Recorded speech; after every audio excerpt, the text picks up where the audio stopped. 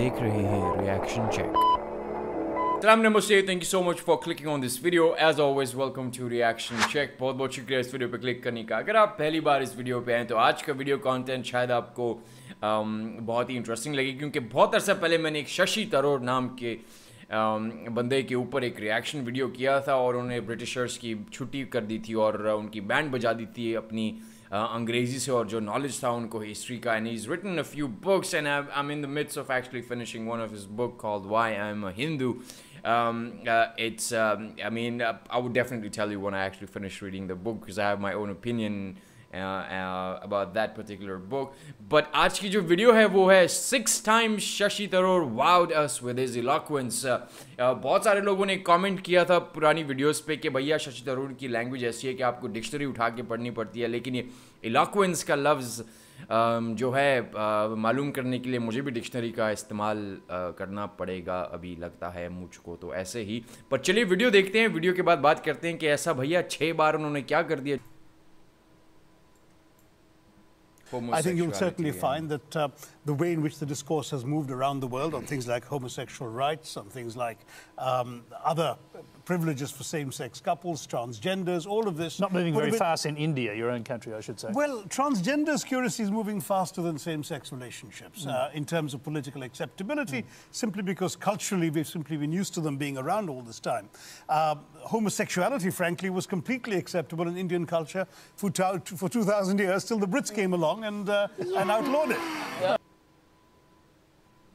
Okay, I did not and India went from being a world-famous exporter of finished cloth into an importer. Went from having 27% of world trade to less than 2%. Meanwhile, colonialists like Robert Clive bought their rotten boroughs in England on the proceeds of their loot in India, while taking the Hindi word loot into their dictionaries as well as their habits. The most famous example, of course, was the Great Bengal Famine during the Second World War, when 4 million people died because Winston Churchill, deliberately as a matter of written minuted policy, proceeded to divert essential supplies from civilians in Bengal to sturdy Tommies and Europeans as reserve stockpiles. He said that the starvation of anyway underfed Bengalis mattered much less than that of sturdy Greeks. This is Churchill's actual quote. And when conscience-stricken British officials wrote to him, pointing out that people were dying because of this decision, he peevishly wrote in the margins of the file, "Why hasn't Gandhi died yet?" So all notions that the British were trying to do their colonial enterprise out of enlightened despotism to try and bring the benefits of colonialism and civilization to the benighted heathen. I'm sorry, Churchill's conduct in 43 is simply one example of many that gave a lie to this myth. As others have said on the proposition, violence and racism were the reality of the colonial experience. And no wonder that the sun never set on the British Empire, because even God couldn't trust the English in the dark. The Indian railways were built with massive incentives offered by Britain to British investors, guaranteed out of Indian taxes paid by Indians, with the result that you actually had 1 mile of Indian railway costing twice what it cost to build the same mile in Canada or Australia, because there was so much money being paid in extravagant returns. Britain made all the profits, controlled the technology, supplied all the equipment, and absolutely all these benefits came as private enterprise, British private enterprise, at public risk, Indian public risk. That was the railways as an accomplishment. We're hearing about aid. I think it was again Sir Richard Ottaway who mentioned British aid to India. Well, let me just point out that British aid to India is about 0.4% of India's GDP.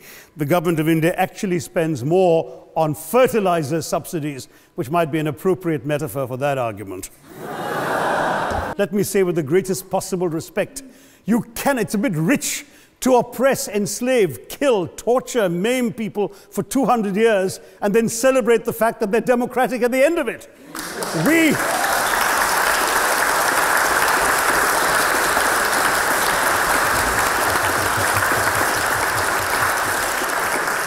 We were denied democracy, sir. We had to snatch it, seize it from you. With the greatest reluctance, it was conceded in India's case after 150 years of British rule, and that too with limited franchise. Yes, indeed, ma'am.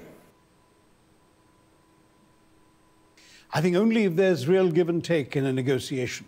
It's just not going to happen automatically, and certainly not because of any nostalgia for empire, John. Really? I mean, surely we have a special relationship, as Mr. Trump would put it. If you keep losing to us at cricket, we probably will consider that a good special relationship worth maintaining. But no, jokes apart, I think there are obvious affinities which will continue and which are there, but they're not enough. Trade negotiations are hard-headed, realistic business propositions, and there will have to be some give. Far more important is the moral case. I think what really matters is for Britain to look within and to recognize there's something to be apologetic about. Justin Trudeau, the Prime Minister of Canada, apologized last year on the centenary of an incident in which a ship laden with Indian refugees fleeing the British was turned away from Vancouver port, and pretty much everybody on board came to a grisly end, either on the high seas or subsequently at British hands. And Trudeau, even though the Canadians didn't actually kill anybody themselves, and even though that was also 100 years ago, did apologize. To my mind, I think just taking collective responsibility is a moral step that the British have simply not contemplated after 200 years of profiting from their empire. And I think it's sad. We just celebrated the centenary, or commemorated the centenary of the First World War in these last few years. It's still going on, really, till 2018. Do you know that a million Indians fought under arms for the British side? Do you know it was largely Indian soldiers that stopped the German advance at Ypres at the beginning of the war? Do you know that India supplied pack animals, food, clothing, rations, even rail lines ripped out of the ground in India and sent off to aid the war effort? And that the total contribution of Indians in cash and kind is estimated in today's money at about 80 billion pounds sterling? I'm quite sure you don't know that, because the British don't tell you that. It's a great triumph of British arms, but India has been forgotten. I drove past a statue in London to animals that participated in the war. There is no statue to the Indians. Competition. Okay. But I asked myself, why should I want to compete with China? As long as my people are not starving, they can have 3 meals a day, decent work, better quality of life, let the Chinese people have it too. We're not in a race against each other, we're in a race for the same things.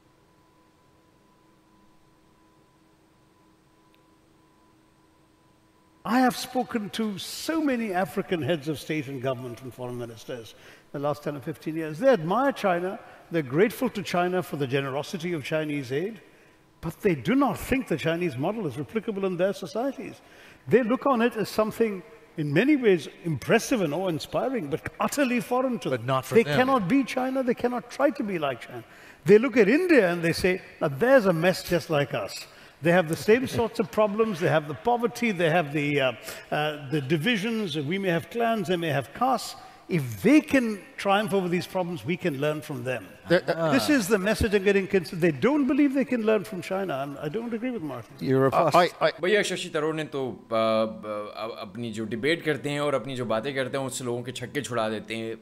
I hope I can meet him sometime in my life and maybe talk to him about certain things that I have in my mind and actually share some ideas and his thoughts and learn a lot from him, although his book is absolutely amazing. But like I said, I'm definitely going to talk about the book once I'm actually done reading that book, and hopefully Shashi Tharoor also watches that video, and maybe we can you know, I will have the honor to actually meet a guy like him who actually talks like that. And he's an absolutely amazing person for me. I've watched some of his debates and some of the things that he actually talked about, like the thing that Britishers 80 million pound worth of contribution India had during the time of World War.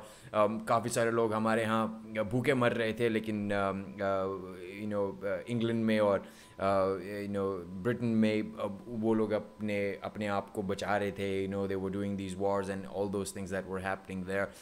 We have contributed a lot and we have sacrificed a lot, and I think it's about time that you know, we learn from that, and no matter where we are, we strive hard to actually become the best of ourselves the way we were in the past. आप मुझे बताइए आपको कैसा लगा. I'm absolutely a big fan of Shashi Tharoor, और उम्मीद करता हूँ ये वीडियो भी वो देख रहे हो, कुछ रिएक्शन वीडियोस भी देखें और वो उन वीडियोस पे भी कोई कमेंट करें. अगर आप जानते हैं उनको तो आप उनको ज़रूर ये video दिखाइएगा, although I'm pretty sure कि उनके पास इतना टाइम नहीं होगा. But thank you so much for watching these videos. Like always, take care of yourself. Salam tara, goodbye, and